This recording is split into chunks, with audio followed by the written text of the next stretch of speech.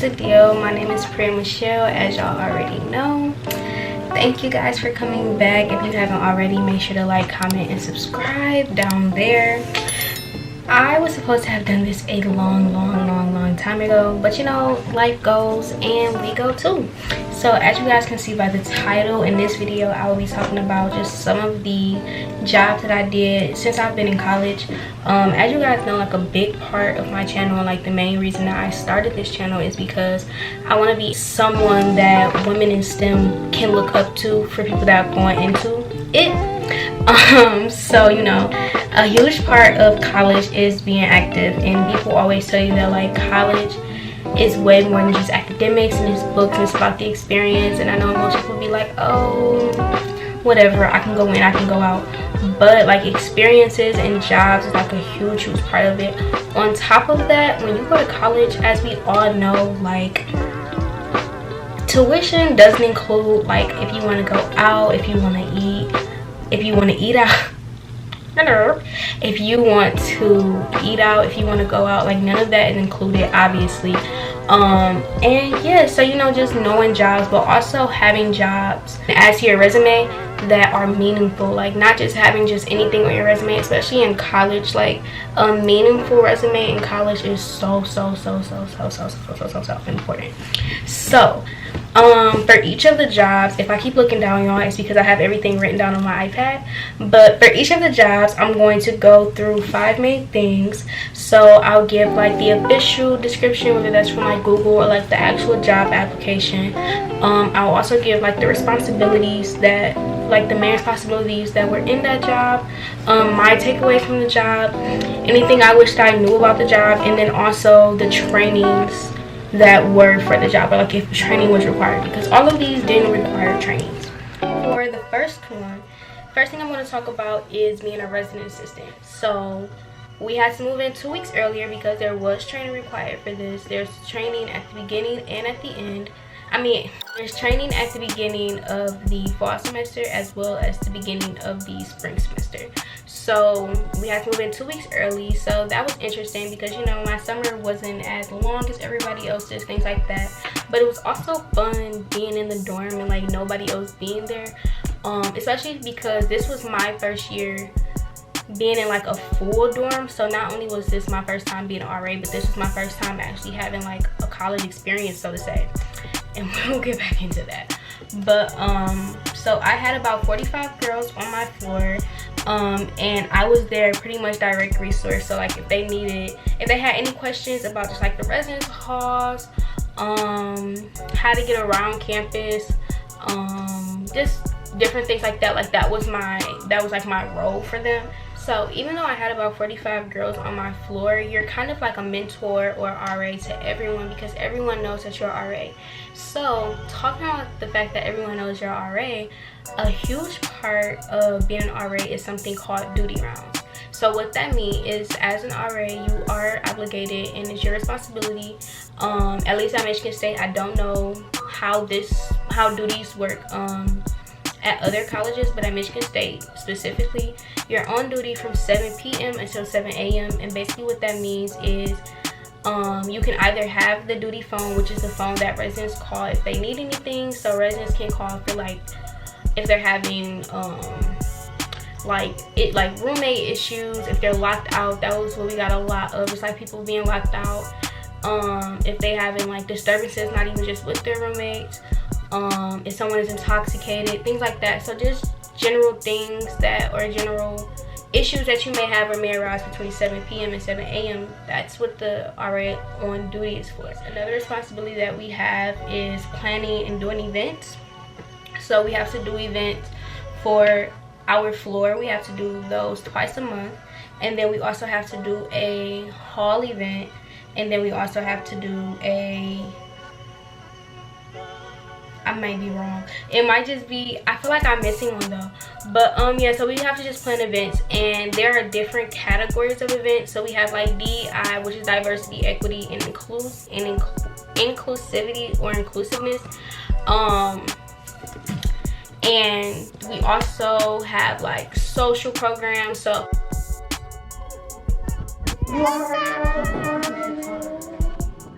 each program is geared towards like a specific thing. So that was fun because you also did that with like a group of RAs. Obviously, like we weren't just planning these by ourselves every month. Every month we also had to do bulletin boards, so that was fun, you know, when they didn't get pulled down. Yeah. Yeah. But yeah, that was something else we had to do. And another, or the last thing I want to talk about that we had to do was hall reset. And basically what hall reset is at the beginning of the year, that's putting up posters and bulletin boards. At the end of the year, that's taking everything down from the borders to the construction paper that we might have used as like background, everything. Also, hall reset includes doing room checks. So we do them at the close of each semester. So at the close of the spring semester and at the close of fall. At the end of fall semester, what we do is we just go in and we make sure that the room it can be left, pretty much just making sure that like the windows are closed, making sure that's good to be left for 2 weeks, or yeah, I think our record is like 2 weeks. So just making sure that's in condition to be left. The spring one is a little bit quicker because initially what we're just doing is we're just making sure that the room isn't occupied. So we're just making sure like there's nobody in it, make sure they didn't leave anything. If they did leave anything, what we had to do was we had to write an incident report, or IR, which is something I also failed to mention during the duties. But an IR, or an incident report, is just basically something that we write up if we have to if we come into like an incident, obviously. But for room checks, what it is, if it's like, okay, they left something or they left a bunch of trash, we just say like, okay, this is the room. We would write down like, okay, resident assistant such and such went in, and there was still room in there, and then basically that would be sent to our higher ups, and our higher ups would reach out to the student and they would have a meeting, you know, things like that. So that's how that goes. For me, I felt like something that I took away from being an RA was that I really learned conflict resolution skills. I feel like being an RA, I didn't realize how many like disagreements or like just like de-escalations I would have. Granted, I didn't have them like with my residents. I love my residents were like very calm, but I didn't have any de-escalation instances with my residents. But like being on duty, especially those weekend duties, you're bound to run into something. So it really helped me with that. On top of that, it gave me like my besties and like my friends or whatever, because it's just like, as you guys know, I'm going into my 3rd year of college, meaning I graduated obviously in 2020. So my first year was completely virtual. I didn't really get to meet any new people. This past year, you know, this was my first year, so me being an RA, it was really helpful to have people who were kind of going through the same thing as me, even if they weren't going through the same thing as me, because I think I was like 1 of 2 sophomores. Like when I first joined, I was like the 1 of 2 sophomores or whatever. So but it was just really cool to like have that community and just people, other college students, because I obviously had never had that before. Also, I feel like it made me realize that I have a lot more impact than I think that I do. My residents, like, we were all college students, so you know, we didn't talk all the time, but when we did talk, it was just, I never realized that like my words stuck with them. And at the end of the year, you know, I text him like, you know, I'm also proud of you guys, and I just really hope, you know, like you guys know that you can reach out for me to anything, even though I'm not returning as an RA next year. We're all still college students, we're all still going through this thing. And they were just all like, oh, you know, like, thank you so much, like, you helped me so much throughout the year and all this other stuff. And then like one of my residents, or like a couple of my residents, I was like helping them with like some personal problems or like school and things like that. And you just never really realize how much talking to someone or listening to them or just being there for them kind of impacts the situation. Also, I feel like it gave me leadership and communication skills. The pandemic messed us all up. So I really felt afraid to go back into this because I spent almost 2 years in isolation. So it was just like, can I do this role? Even though like I was very social in high school, I was always involved in things like that, but you know, I was just worried about doing it in a new space. Something that I wish that I knew about going to the RA role was how time consuming that it was. And I'm going to say that this is a completely like, this is my experience. So for me, I decided to become an RA when I also had 5 different STEM classes, and I also had a bunch of other roles going on. So me having to do staff meetings and then also have to do my work and be there for my residents and put up bulletin boards and plan events and go to events on top of like, as an RA, we were required to, we had like certain requirements of ourselves, so like trainings throughout the year. We were also required to go to different events, so like having to go to those, like that was just very time consuming for me, and it didn't leave a lot of time for myself. So I just wish for me I would have, I guess, budgeted or managed my time a little bit better, because it definitely didn't work how I thought it would. So the next role I will be talking about is a Drew mentor. So with a Drew mentor, it was kind of like the same thing with the RA, just make sure they had the proper resources coming into the university, being there to answer any questions that they have. It was also very experience and like conversation based, kind of like what was my experience going into it, especially because Charles Drew, they do have a lot of students that are people of color. So because of that, all of us being in this space where we might not see a lot of us, having a mentor that looks like you is very, very beneficial. So along with that, we also attended events together, whether they be like career socials. For me, I also tried to do like personal one-on-one things with my mentees. I didn't want it to just be like, oh, we're here because we have to be here. So I also did like one-on-one meetings, like if they wanted to talk, if they wanted to meet and talk about something, meet and grab lunch, things like that. And I very, very much stress the importance of like relationship to my mentees, because I really wanted them to feel like I was there for them during this transition, because I know that like being a first-gen college student or a person of color or a college student in general, it can be very, very difficult, and it just seems like sometimes that support system kind of slips away as you go to college, which I'll be talking about in another video. But you know, and that's how a lot of people feel. So just being that open ear was very, very important to me. For me, I really, really enjoyed being on the mentor side, because I've been a mentee before. I've been a mentee since high school actually, and I actually have a mentor in college now, and I just see the importance of it and how it's like the relationship building and the connections, and especially like the networking, or even just like the career advice. Like my mentor, my college mentor, is like one of my best friends, and I'm able to talk to him because we have that relationship, and I'm able to tell him like, yeah, I am struggling with picking a career, or yeah, I'm not gonna lie, I am failing this class. Like I feel open enough to talk to him about that because we have a relationship. So that was very important to me, to be able to give that to someone else. And I don't really think it was anything that I wish I knew about this. I felt really prepared based off of my own experiences with having mentors. There wasn't anything I was like, oh dang, I feel like I should have, or anything like that. Like I really, really felt prepared going into this, because I felt like the best preparation was my own experience. And for this, it did require trainings. It was like a 2 to 3 day training. It was a hybrid style, but for me, I had to do it via Zoom because my training actually coincided with my RA training.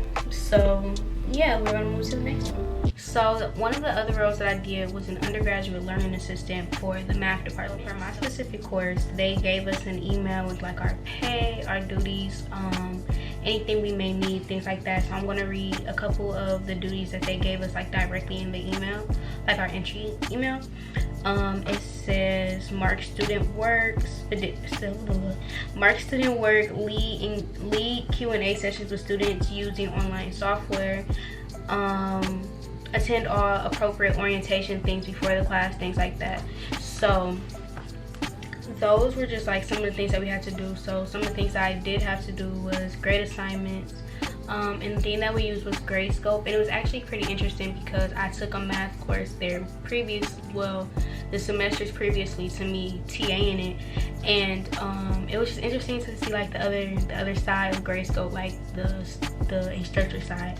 So we used that. Another thing I did was I had to attend all of the classes. So my class was in person. My class was in person at the Union Building on my campus, and my class was, what time did my class start? I think I want to say my class started at 10:20. If it didn't, I'll put the right time. Yeah, it started at 10:20. And I had to take the bus to class, and I would have to get there, like, we had to be there 15 minutes prior just because we were, you know, like the TAs and things like that.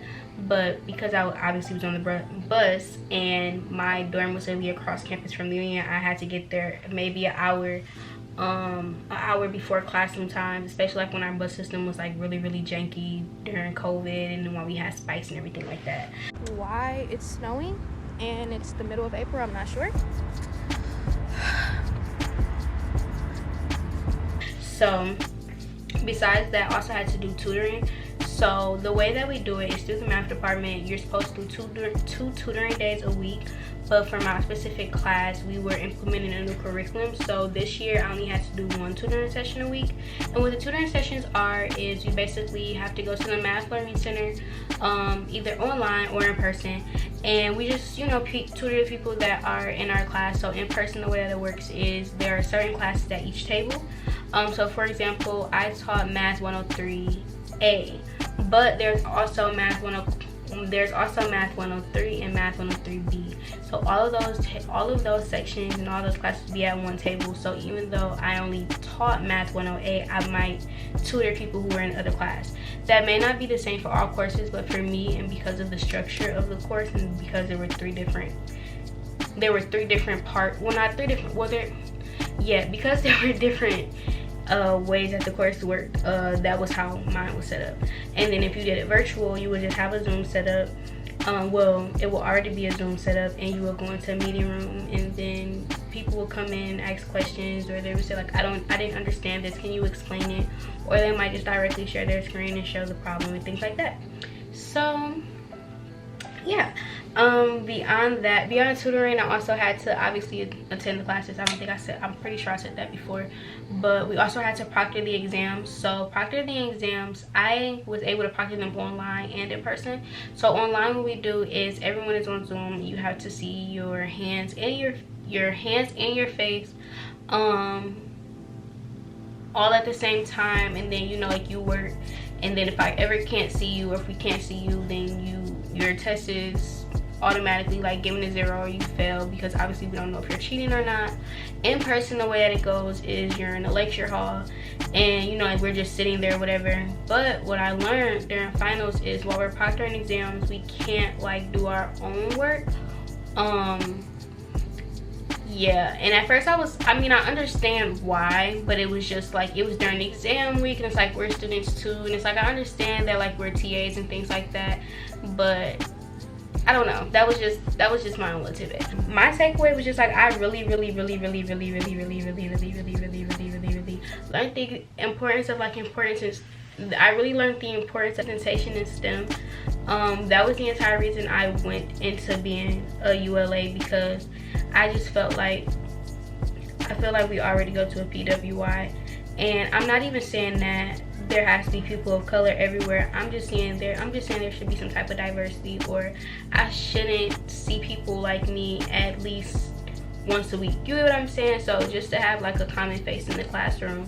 And it was just like when we had to, at the end of the semester, we all get together and grade the exams and things, and it was just like there weren't a lot of people of color, and I'm just like, it was really good for me just knowing that I was there. Like, it's like, okay, there aren't a lot of us, but at least I'm here, and at least I'm making a difference. And then even some of my students was like, you know, it's helpful having someone who looks like me in the classroom, because it's a little bit more approachable. And that's just with everyone. Sometimes it's just more approachable to go to someone who looks like you and things like that. So it just really helped me. Also, it helped me decide what I want to do as a career, because as you guys know, I am still very indecisive about what I want to do. So teaching people and being around students, it made me realize, okay, what I want to work with college students. And college students is a wide range of people. Like college students, and I know obviously we all know this, but like I was talking to people who were like 2 times my age type thing. So it was just like, Oh, I was about to say 3, but 3 would be pushing it. But yeah, so it just really helped me figure out what I want to do with my career. Like, who would I want to work with? Is the population I would want to work with? Do I want to go into education? Do I want to be a teacher? So like, it just really helped me think about those different things. Something I wish I knew going into this was just how long grading takes. Like, I understand why I take teachers so long, because it's just so exhausting. And not even exhausting, but it's just like very, very tedious. You have to watch for like if people are cheating or copying, and you have to make sure that like not just that the answer is right, but the way that they got to the answer is right. You have to make sure that there's work shown and all these different things. So it's just like a lot of different factors that go into grading that I did not know about. As far as training, it was the same thing, about 2 to 3 day training. It was, I believe that was also hybrid, but I did mine in person because it also coincided with my RA training. So the next and final role I'll be talking about is actually the only out of the roles that I talked about that I still presently hold, like to this day. So this is a research assistant. I'm working, I don't know if I can say what her project exactly is, but I'm basically working. People usually think about coding like zeros and computers and things like that, but the way that we do programming is that basically what we do is they interview people and they ask them very specific questions, and we go back through those interviews and we code exactly what they were saying. Like, okay, they were talking about missing this specific aspect of the course, or they were talking about this specific skill or this specific instructor, things like that. So it's really, really cool to me because I got to go through all aspects of the process, from memoing, just transcribing the interviews, to actually like helping her develop the coding scheme, like the coding tree that we presently use. I helped develop that, things like that. And it's just very, very helpful to like have someone who is able to answer questions and she's not like irritated when I ask her things like that. And even though it's her research project, she makes it known that like I can ask questions, I can add input, things like that. So yeah, my research is a little bit different from what people would expect for me to be doing, considering that I'm a STEM major. But hey, that's what I like to do, and I really wanted to do something different. And I never knew what coding was or what qualitative methods were, things like that. So it was just really interesting to try something new. For me, I really enjoyed reading the interviews and getting the experiences, because the courses that they were talking about I hadn't yet taken. So for me, being someone from the outside looking in and then going into the course, it was like, oh, I remember this, or that's crazy, they've changed it since the last time that the students have done the interview, or they changed this in the last couple of years, things like that. So just being able to read the interviews, hear their experiences, see their emotions, how they felt. And a lot of these interviews were happening during the transition from COVID. So it was just really interesting seeing how other students felt during that time, because I feel like we were all angry, but for college students, I wondered how they felt and how the TAs felt and just how everyone felt. So again, everyone's perspective was just really, really interesting to me. It really showed me to pay attention to detail and context and things like that, because this is someone's research project, and the data and the methods are very, very heavily based on me, and the numbers are based on me. So I have to look at things very detail oriented and just very, I don't want to say very seriously, but I just have to look at them with intention. That's what I'm looking for. And it was just very cool for me to have that different side of things. My research advisor is also the sweetest, and I loved how involved she was, and it just showed me how like people in leadership really can be different. And even though she is a grad student and it's her project, like I said, she isn't like, oh, it's my project and things like that. But just connecting with other college students, I really, really, really, really, really love that aspect. Something that I wish I knew was how hard coding was. Coding is so difficult, because especially when people give you vague answers, you have to be able to draw on what they give you and just be like, okay, I can work with this. So I don't know, that's the only thing I wish I would have known though. Other than that, everything was very, very, very well explained for me. So I hope you guys enjoyed the video. I hope you guys learned something or just got something out of it, things like that. For people who are going to college, I hope this gave you kind of a different way to look at things, or just different opportunities that are out there. So yeah, like I said at the beginning, make sure that you like, comment, and subscribe, and I'll see you guys in the next video.